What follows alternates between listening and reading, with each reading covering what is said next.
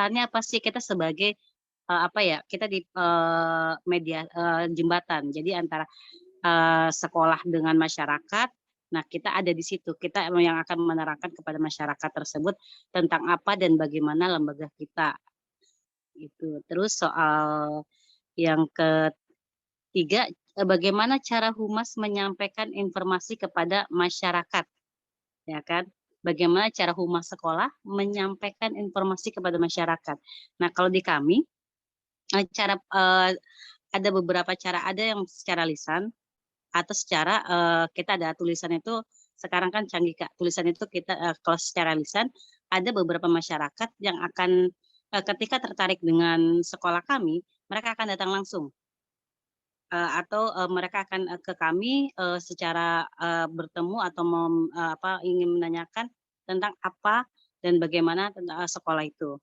Nah terus kita akan jawab, nanti, saya akan, memberikan jawaban langsung kepada, masyarakat sekitar yang ingin mengetahui tentang apa, bagaimana, dan kelebihan atau kekurangan atau semuanya kepada masyarakat.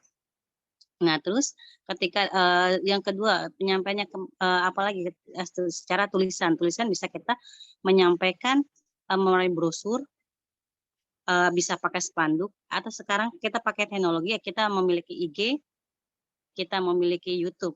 Jadi, secara tidak langsung apa yang, sekolah kita miliki baik fasilitas, baik, kegiatan ataupun guru-gurunya bisa diakses oleh masyarakat, itu. Terus yang soal, ininya, jika tidak terdapat humas, maka untuk penyampaian informasi dilakukan oleh siapa? Gitu kan. Bila tidak terdapat humas, bisa dengan kepala sekolah pun bisa memberikan, menyampaikan informasi. Atau dengan staf, ada staf-staf, khusus yang diberikan tugas oleh kepala sekolah, biasanya di PPDB itu diberikan panitia khusus untuk, menerangkan, apa dan bagaimana sekolah itu. Nah terus soal selanjutnya, pekerjaan humas apa saja? Banyak, Kak. Yang satu tadi menjembatani, yang kedua humas pun, harus bisa dan harus tahu apa itu kelemahan, kekurangan, kalau kita pakai analisis SWOT ya, Kak, analisis SWOT. Satu, yang strength, kekuatan kekuatan sekolah itu apa. Nah, humas tuh harus tahu nih, apakah, sekolah itu fasilitas yang bisa dijual seperti apa. Nah, terus analisis W-nya weakness, kekurangan. Kalau di, sekolah saya sudah jelaskan tadi di Miss Indri, apa saja kekurangan, kelebihan, peluang kita, dan, ancaman kita di analisis SWOT. Seorang humas harus tahu, apa dan bagaimana tentang sekolah tersebut. Dan yang kedua, pasar.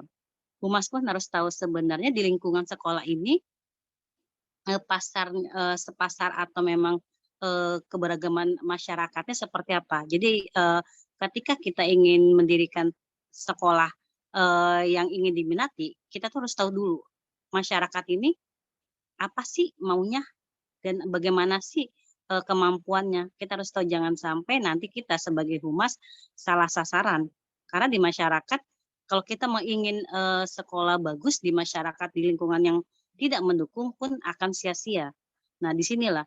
Terus ada beberapa juga masukan-masukan masyarakat yang memang, dibutuhkan oleh sekolah kami. Misalkan, mereka menginginkan bahwa sekolahnya harus, saya nih, banyak, anak-anak di saya yang tidak bisa mengaji, apakah sekolah kami bisa meng-cover itu?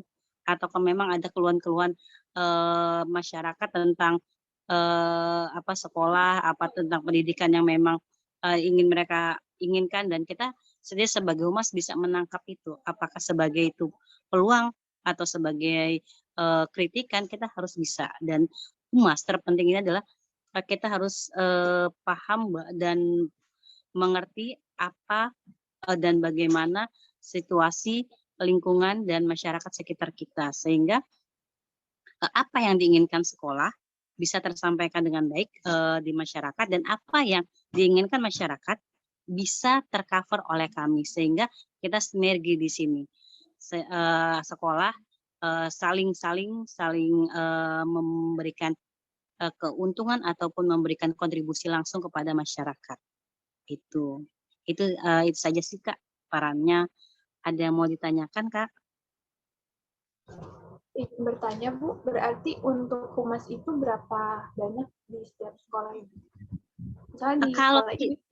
di sekolah biasanya kan kadang-kadang kita menyiapkan satu ya, Kak. Jadi nanti dia yang berhubungan. Nah, kalau misalkan biasanya kalau untuk panitia, biasa kita kan PPDB, ada juga nih humas pun tetap, tapi kita dibantu oleh 2 orang.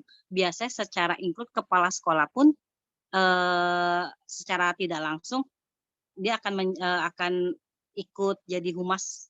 Nah, tapi kita bisa timnya 2 orang, Kak, gitu kan. Kita yang ada beberapa 1 karyawan kami yang memang bagian administrasi dan saya nanti sebagai humasnya. Kita 2 orang.